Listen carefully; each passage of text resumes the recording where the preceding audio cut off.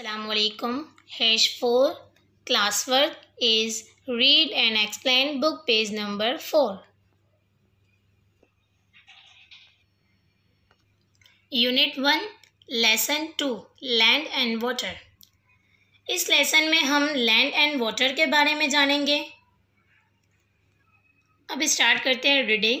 The surface of the earth is made up of land and water.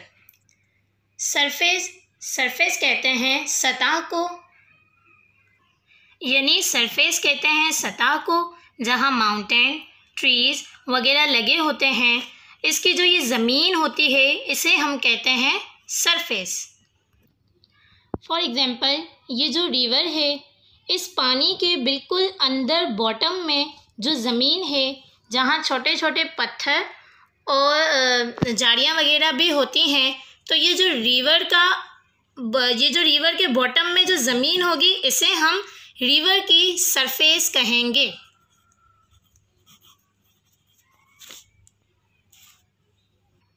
तो इस line में हमने पढ़ा the surface of the earth is made up of land and water. Earth जो हमने lesson 1 में पढ़ा था कि अर्थ एक प्लैनेट है जहाँ हम रहते हैं. अर्थ का वो सरफेस, अर्थ की जो सरफेस है वो 2 हिस्सों पर मुश्तमिल है, एक लैंड एक वाटर. लैंड मतलब कि ज़मीन एंड वाटर मीन्स पानी. Seas and oceans make up almost 2/3 of the earth's surface. It means that यहाँ मैंने एक सर्कल ड्रॉ किया है और इसको हम कहते हैं अर्थ. और इस अर्थ को मैंने 3 हिस्सों में डिवाइड कर लिया है. अब इसका जो 2/3 हिस्सा होगा, इसका जो 2/3 हिस्सा है वो वाटर है एंड 1/3 हिस्सा जो इसका है वो है लैंड. 2/3 इसका हिस्सा वाटर है यानी कि सी एंड ओशंस हैं, तो दोनों वाटर बॉडीज़, पर सी एंड ओशंस को अलग अलग नाम क्यों दिया हुआ है. तो अब हम जानेंगे सी एंड ओशंस के difference. Ocean means large area of water and sea means small part of an ocean.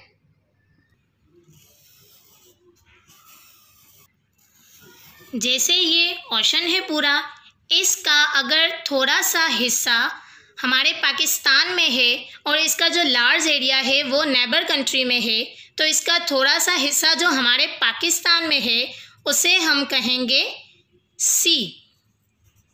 And इसका जो लार्ज एरिया जो हमारी नेबर कंट्री में होगा उसे हम कहेंगे oceans.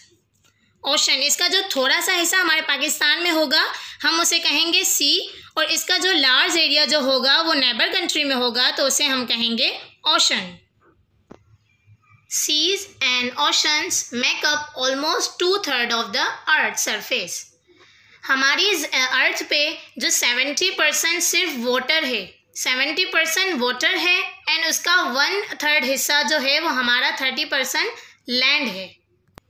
The land near the sea is called the coast and it is usually very low.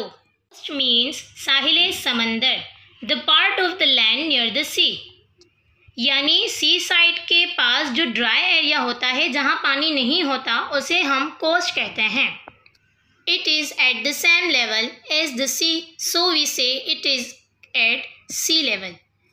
C level. Coast areas sea side के बिल्कुल लेवल में होते हैं तो हम उसे कहते हैं sea level. In some places there are high mountain. जैसे जैसे आप हाइट पे जाते हैं आपको बहुत बड़े बड़े माउंटेन्स मिलते हैं, मीन्स बड़े बड़े पहाड़ मिलते हैं बहुत ज़्यादा. They can reach a height और एल्टीट्यूड. एल्टीट्यूड मीन्स ऊंचाई, बुलंदी या हाइट.